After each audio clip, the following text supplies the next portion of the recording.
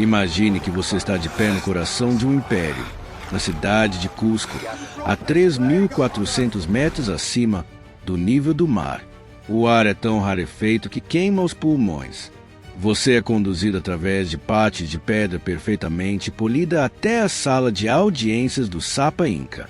O silêncio é absoluto, quebrado apenas pelo sussurro das folhas de ouro que adornam as paredes.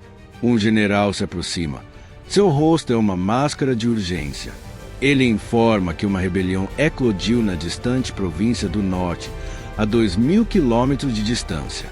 O Sapa Inca precisa saber antes que a revolta se espalhe. Não há cavalos que possam galopar por estas montanhas. Não há como escrever a mensagem. A missão parece impossível, mas não para você. Você é Urco, um chasqui do Império Inca, e é a arma secreta do Sapa Inca. Você é a peça-chave do sistema de comunicação mais rápido e eficiente do mundo antigo. E nos próximos minutos, você descobrirá por que sua velocidade era considerada sobre-humana e como você superava qualquer cavaleiro no terreno mais difícil do planeta. Para governar o Tauansuil, o vasto e vertical Império Inca, a velocidade da informação era mais importante que qualquer exército. O território se estendia por 4.000 quilômetros, da atual Colômbia até o Chile, um império unido pela espinha dorsal da Cordilheira dos Andes. Uma mensagem enviada por um único homem a pé levaria meses para chegar, um tempo inútil para um imperador que precisava sufocar rebeliões ou mobilizar recursos. A solução Inca foi uma proeza de engenharia e capacidade humana com duas peças-chave. A primeira foi o Chapanã, o grande caminho Inca. Uma rede de mais de 40.000 quilômetros de estradas que desafiavam a lógica. Não eram simples trilhas de terra. Eram calçadas pavimentadas, escadarias de pedra que subiam a picos impossíveis acima das nuvens, e pontes suspensas de corda, tecidas com fibras vegetais, que balançavam sobre abismos aterrorizantes de centenas de metros de profundidade. Era a autoestrada que unia o império. A segunda peça, e a mais importante, era você, o chasqui, o mensageiro de elite, o atleta sobre-humano que percorria essa autoestrada. Você não nasceu um chasqui, foi forjado para ser um.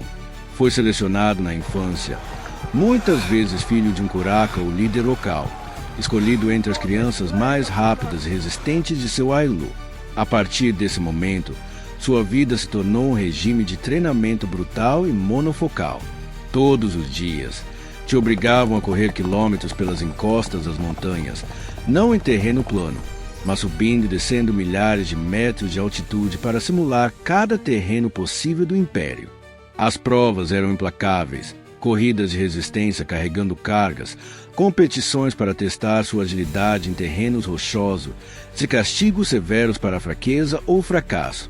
Este treinamento transformou seu corpo. Suas pernas se tornaram de aço. O mais importante, sua capacidade pulmonar se expandiu a níveis sobre-humanos para processar o ar rarefeito dos Andes. Sua dieta era especializada, projetada para máxima energia e resistência. Uma base de milho, quinoa, oca e batatas, rica em carboidratos complexos. E, claro, a ferramenta secreta do homem andino, as folhas de coca. Você não as mastigava por prazer, mas como uma ferramenta bioquímica sagrada. A coca te ajudava a suprimir a fome, a mitigar o esgotamento, crucialmente, a combater o mal de altitude ou soroche. Mas sua preparação não era apenas física. Você devia ter uma memória perfeita. Muitas mensagens eram transmitidas verbalmente, e um único erro na inflexão de uma palavra podia mudar uma ordem de atacar ao amanhecer para esperar reforços, custando milhares de vidas. Você também devia entender a linguagem secreta dos quipus, esses complexos conjuntos de cordas e nós que serviam como o banco de dados portátil do Império. Com a missão confiada, você não perde um segundo. Sai de Cusco em alta velocidade. O ar gelado bate em seu rosto. Você veste apenas uma túnica leve, sandálias de couro de lhama e 3 objetos: o quipu com os dados da rebelião, um pututu, uma concha que é sua única ferramenta de comunicação e uma pequena bolsa com folhas de coca. Você corre em um ritmo constante, uma corrida que para um homem normal seria um sprint mortal, mas que para você é apenas o começo. A genialidade do sistema não reside em um único homem percorrer 2.000 quilômetros, mas na perfeita organização da corrida de revezamento.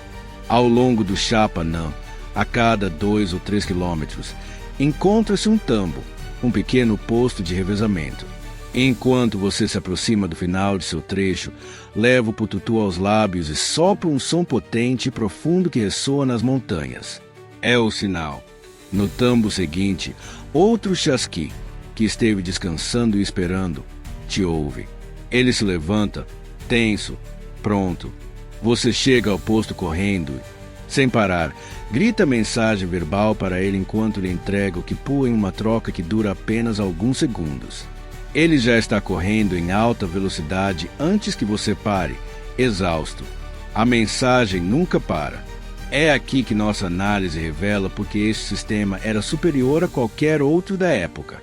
Vamos parar para analisar a fisiologia deste superatleta andino. Seu corpo, o de um chasqui, era uma máquina biológica perfeitamente adaptada. Seus pulmões, por uma vida treinando em altitudes extremas, tinham uma capacidade de oxigenação que um europeu ao nível do mar não poderia nem sonhar. Seu coração era mais forte, bombeando sangue enriquecido com mais glóbulos vermelhos para transportar o escasso oxigênio. Você era, literalmente, um motor humano de alto rendimento. A folha de coca atuava como um vasoconstritor suave e um estimulante, ajudando seu corpo a combater a hipóxia e a metabolizar a energia de forma mais eficiente, permitindo-lhe manter um esforço quase máximo por quilômetros. Agora, comparemos isso com o principal método de comunicação europeu, o cavalo. Em um mapa animado, vemos a rota de Quito a Cusco. Um cavaleiro a cavalo sai em alta velocidade. Nas planícies, ele é rápido, mas ao chegar aos Andes, as íngremes escadarias de pedra do Chapanã, o cavalo se torna inútil. Ele precisa desmontar ou procurar rotas mais longas e lentas. Ele se cansa, precisa descansar, comer, dormir. Sua velocidade média despenca. Enquanto isso, vemos o pulso da mensagem chasqui. É um ponto de luz que salta de tambo em tambo, sem parar nunca, mantendo uma velocidade média constante e altíssima, de dia e de noite, através de qualquer terreno. O sistema de revezamento humano, perfeitamente adaptado ao seu ambiente, derrotava sem piedade o animal mais rápido do velho mundo. Sua jornada, ou melhor, a jornada da mensagem, continua por dias. Atravessa os áridos desertos da costa, onde o calor é sufocante. Sobe aos picos gelados da cordilheira, acima dos 4.000 metros, onde o vento corta como uma faca. Cruza pontes suspensas que balançam sobre cânions mortais. Se desce aos vales úmidos da floresta nublada. E em menos de uma semana, a mensagem que partiu a 2.000 quilômetros de distância chega aos ouvidos do Sapa Inca em Cusco.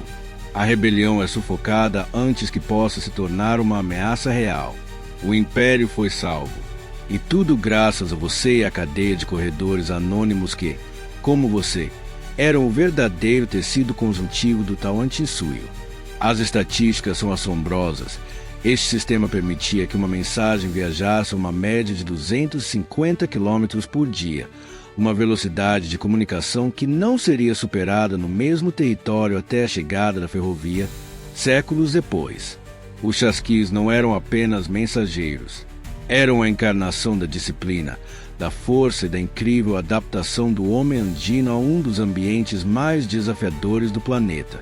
Hoje, o Chapanã é patrimônio da humanidade pela Unesco, um legado tangível de pedra, suor e vontade que se estende por 6 países da América do Sul, um monumento à proeza de seus corredores fantasmas.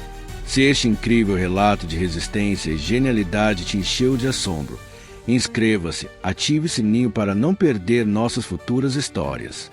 E agora eu pergunto a você, o que você acha mais incrível nos chasquis?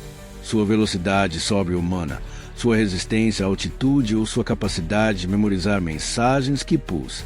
Deixe sua opinião nos comentários.